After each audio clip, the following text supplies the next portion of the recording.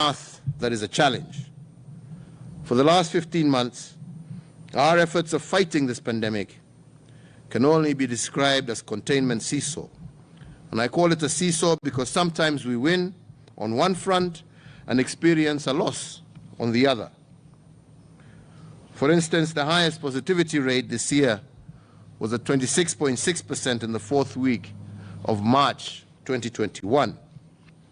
This forced us to zone out and lock down the COVID hotspots of Nairobi, Kajiado, Kiambu, Nakuru, and Machakos. These counties at the time accounted for 70% of all COVID-positive new cases. The lockdown brought the positivity rate down to 7.8% in May of this year. And as we ease the lockdown measures in the 5 zoned counties, the western region of our country and the neighboring Republic of Uganda experienced a new wave. Because of the unusual nature of this virus, our gains in Nairobi, Kajiado, Kiambu, Nakuru, and Machakos were nullified by the Western attack. Now Busia, Kakamega, Nyamira, Kisii, Migori, Siaya, Homa Bay, Kisumu, Trans Nzoia, Bungoma, Bomet, Vihiga, and Kericho are on heightened containment measures from the 17th of June of this year. In fact, out of every 5 positive cases in Kenya a fortnight ago, 2 were from the Western. Against a high positivity rate of 21% compared to the national average of 9.1% at that time. This swing between loss and gain in the fight against the pandemic is what I'm calling the seesaw containment. You win in one theater of created some form of survival instinct in our population. The fight against COVID is both a social as well as a health challenge. And as such, we aspire for herd immunity in the health arena. And we seem to have built what psychological experts call herd instinct in the social. We have built a national consensus on what we must do to defeat this pandemic, and I believe it is steadily working. Fellow Kenyans, the second path out of the COVID fog for Kenya is an opportunity with a promise. When we reported the first case of COVID-19 more than 15 months ago, the idea of a vaccine was nowhere in our minds.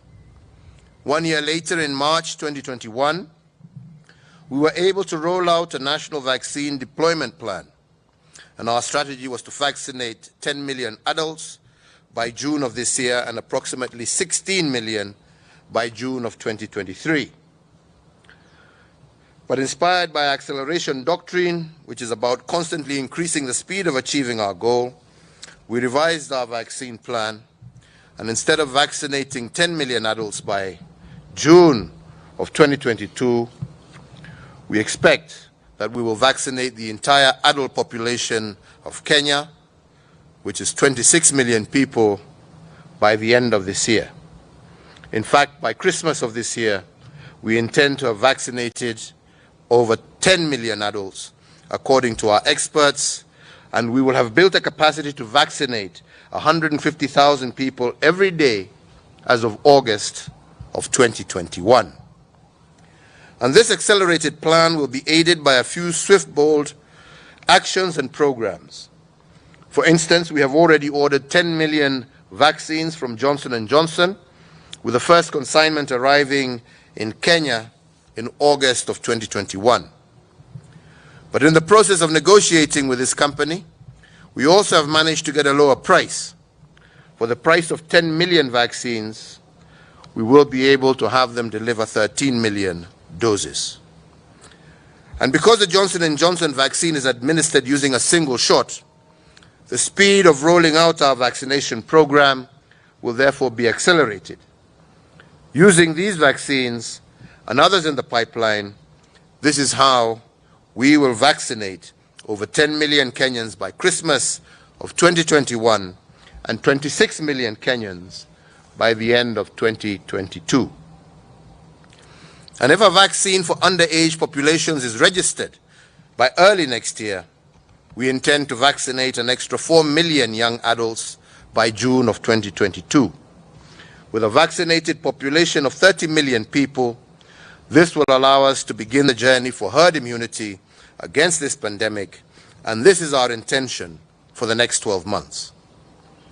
In that regard, and following consultations with the Council of Governors, and also with the advice of the National Emergency Response Committee to COVID-19 and the National Security Council, today again I issue Public Order number 4 of 2021.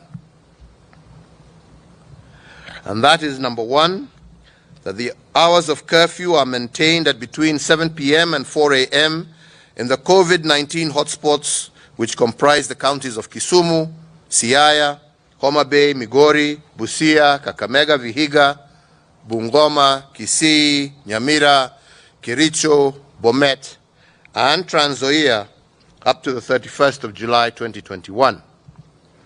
That for the rest of the territory of the Republic of Kenya, the nationwide curfew shall continue to be observed from 10 p.m. to 4 a.m. for a further containment period of 60 days. That excluding the above-mentioned counties, in-person worship and congregational worship shall continue to be conducted in keeping with the one-third capacity rule and in accordance with the guidelines of the Interfaith Council.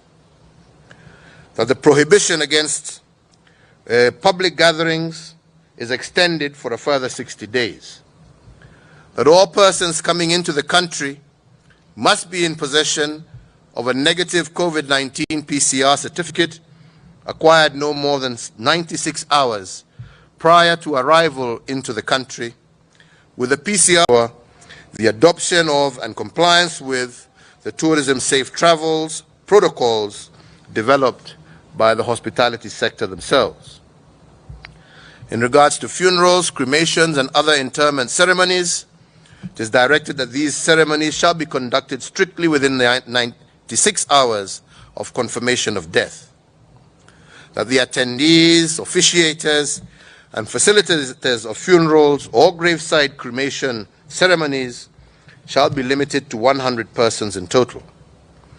That the attendees, officiators, and facilitators of wedding celebrations, of marriage or traditional union ceremonies or rites of passage, and all other similar events or ceremonies shall be limited to 100 persons in total.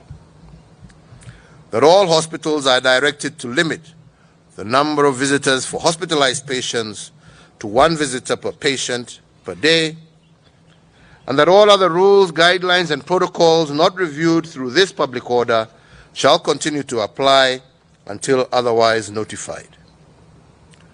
Fellow Kenyans, let me conclude with just 2 thoughts. First, it is now clear that we cannot exclusively depend on foreign partners and their systems to resolve our health crisis. And in that regard, we must substantially prepare ourselves for the next crisis before it knocks on our doors. As a government, we are addressing this matter through a medium-term and a long-term strategy. In the medium term, we will be building in Kenya a fill and finish plant, the plan being to import the COVID-19 vaccine unpackaged and finalize the logistics of filling and packaging here in Kenya. This will save us on time and will make us a supply hub for the East and Central African region.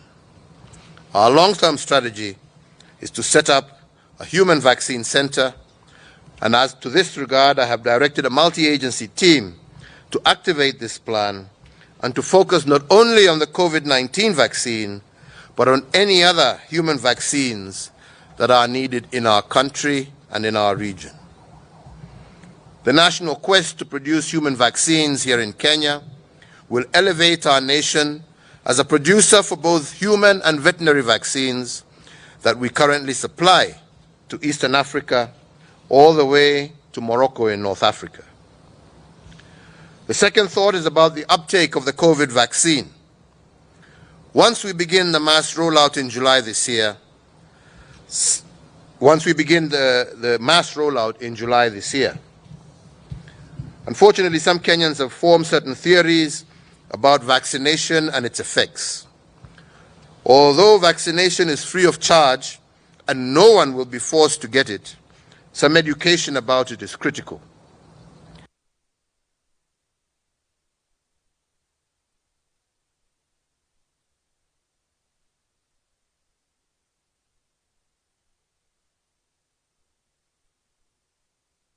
Other civic associations to take up the vaccine education and for it to be a central plank of the upcoming vaccination drive. This way, we will build a herd immunity and ensure that the instinct of communities to survive remains high. I thank you for your attention, and let me just continue to urge all Kenyans to do everything they can, not only to keep themselves safe, but also to keep their brothers and sisters, their parents, also safe. We can see what is happening across the globe, on our own continent. We are glad and happy that the measures that we have taken have helped us contain this disease as much as possible.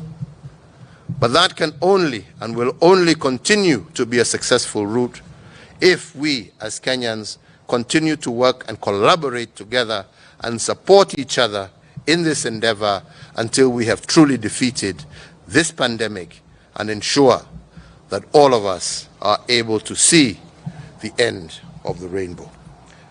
With those few remarks, I say thank you very much. God bless you all.